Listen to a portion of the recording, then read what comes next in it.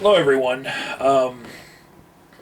Just one day after making a video simply titled Marijuana is Addictive, and losing 16 subscribers on the day and getting a whole bunch of down thumbs on the video for stating something that's just a simple fact, I've been asked to talk about another hot button issue and see how many subscribers I lose for speaking my mind and giving my perspective on this issue. And I'm like, you know what?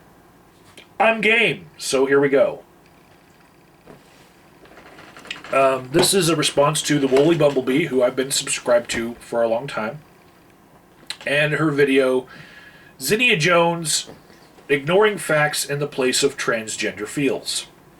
And then she made a follow-up video called a follow-up to my Zinnia Jones / transgender video.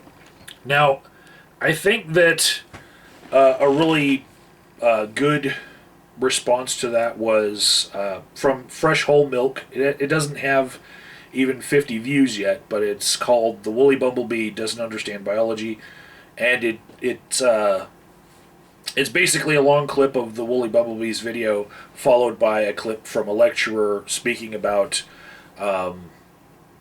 brain dissections of people post-mortem that, had said that they were transgendered and what we've learned from that in psychology. But I wanted to talk about this after being shown this and asked to respond on it. The part that I want to talk about is the Wolly Bumblebee speaks on this issue in her follow-up video from the authority of somebody who has previously been a social worker. And so she's been introduced to the DSM-5 and certain concepts in psychology. But what I wanted to talk about is the way that in her video, what I come away from with in her video is that she's stating that if you are born with one set of chromosomes that make you one gender and you don't feel like that's the gender you should be, then you have a mental illness. Okay, and this is stated not just in the original video, but it's restated in the follow-up video by her and her significant other. And in fact, in the original video, in the description, she says, yes, it is a mental disorder.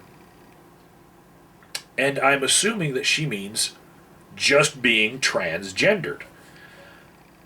But if you were to click on the link that she's using for her citation and then go to the third paragraph in it, I'll read the last two sentences. It says, it's important to note that gender nonconformity is not in itself a mental disorder.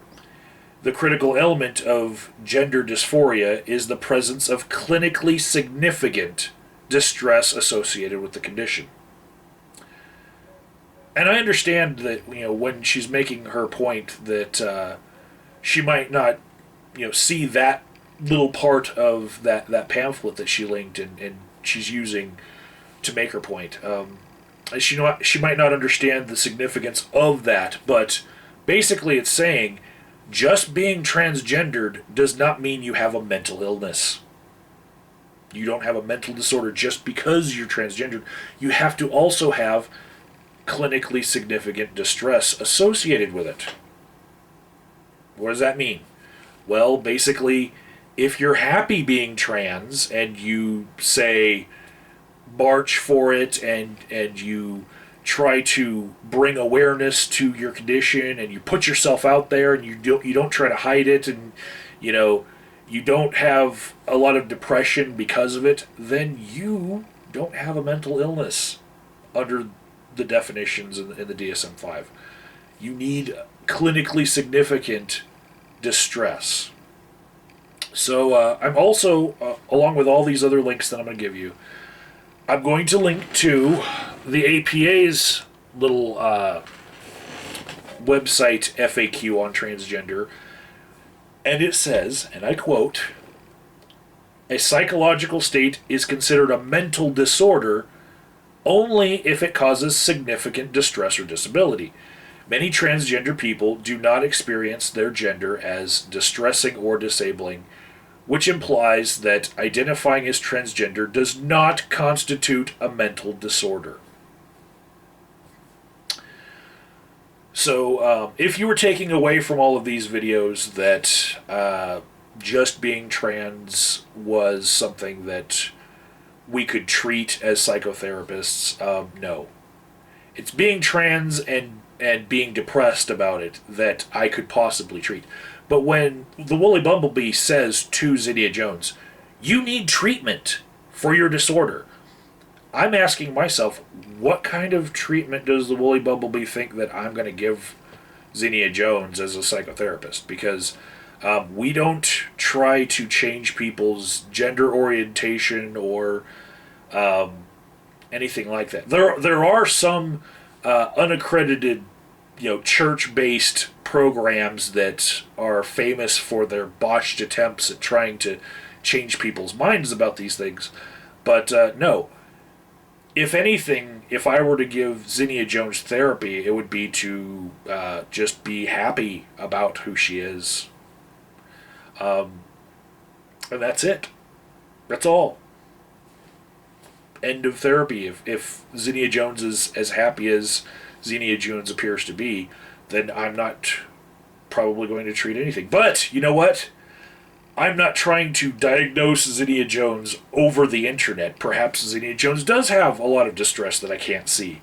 You should never try to diagnose people with a mental disorder over the internet, because these kind of diagnoses that you would use the DSM to make, these require that you meet face-to-face with someone.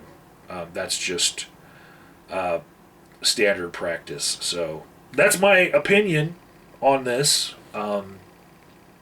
Links in the description box, and the down thumb button is somewhere down there too. And you can leave comments. I love novels. See you next time.